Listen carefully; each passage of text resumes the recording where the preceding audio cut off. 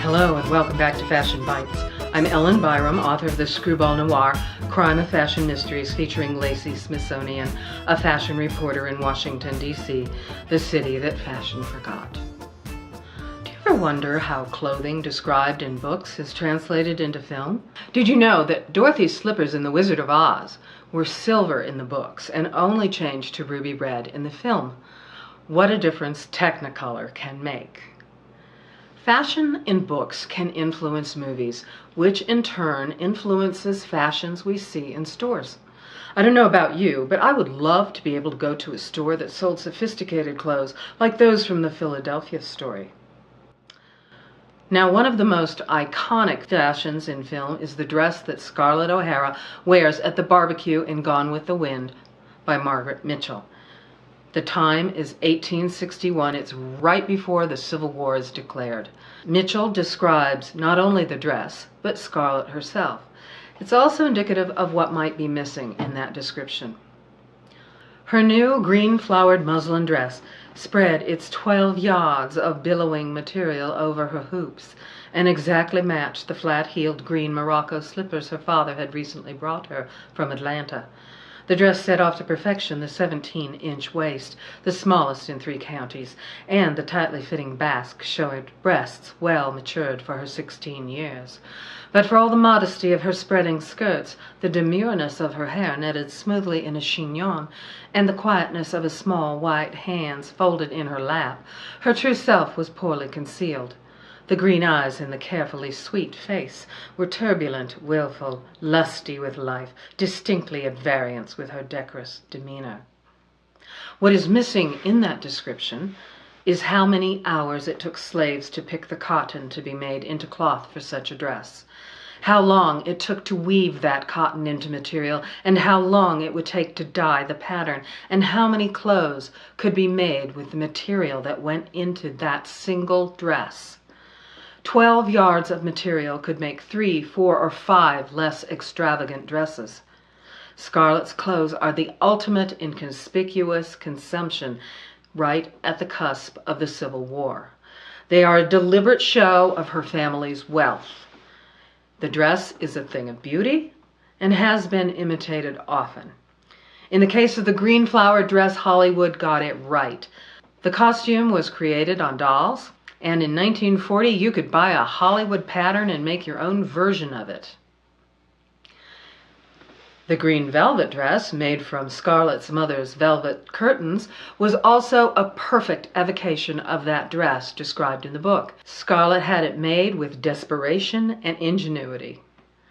And later, even Carol Burnett, wearing her version of the green velvet dress in a comedy skit based on the movie, kicks it out of the park. The curtain rod is a stroke of genius. We get the joke, but we still love it.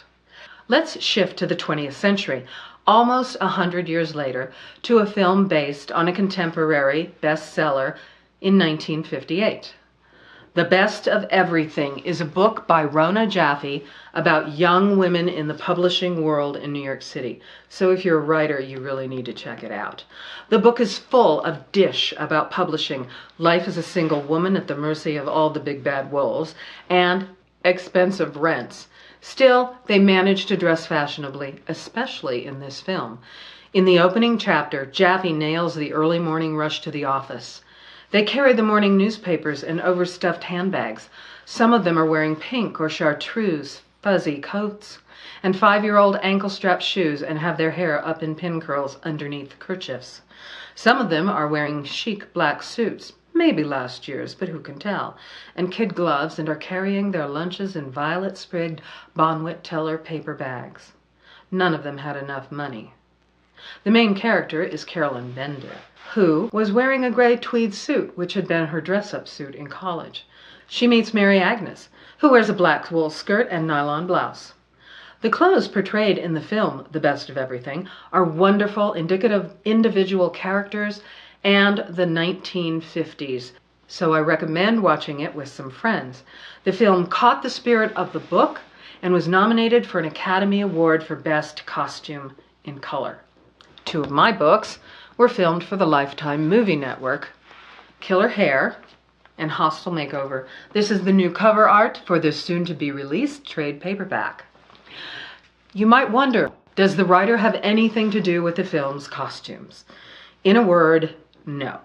However, if you write about crimes of fashion, and fashion appears in the books, they really have to appear in the movies. In my books, Lacey wears a lot of vintage clothing, like this dress. So how did that translate to the movies? I was gratified that Maggie Lawson, who portrayed Lacey, wore vintage clothes, not necessarily the ones I described. And because the film was made in Canada, the vintage styles can be very different, trust me, very different. The clothes in the film spanned a range of decades. They weren't strictly from the 30s and 40s. I saw some 80s and some 60s. So it was very different. Some of the characters in the film didn't wear the kinds of clothes I had written, such as Stella, which was a very different take on the character. However, there was a distinct fashion philosophy at work in the movie, and the characters of Lacey, Brooke, and Stella were clearly delineated through their clothing, which was great.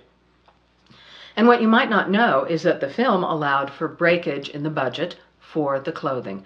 This meant they spent more for the fashions than normal because they were necessary to the film. And boy, am I glad everyone wasn't running around in jeans and t-shirts. Now, if you do want to see Killer Hair or Hostile Makeover, you have to be diligent. It's very hard to find. Sometimes Amazon offers DVDs. Sometimes they offer a download. Good luck. That's all I can say. And that's all I have for now. Now, if you like this video, please hit the like button below and consider subscribing to this channel. That way you won't miss anything. Feel free to comment and to share it. This is not a secret society. If you want to know more about me or my books, check out my website at ellenbyerrum.com. I'm also on Facebook, LinkedIn, and Twitter. Bye.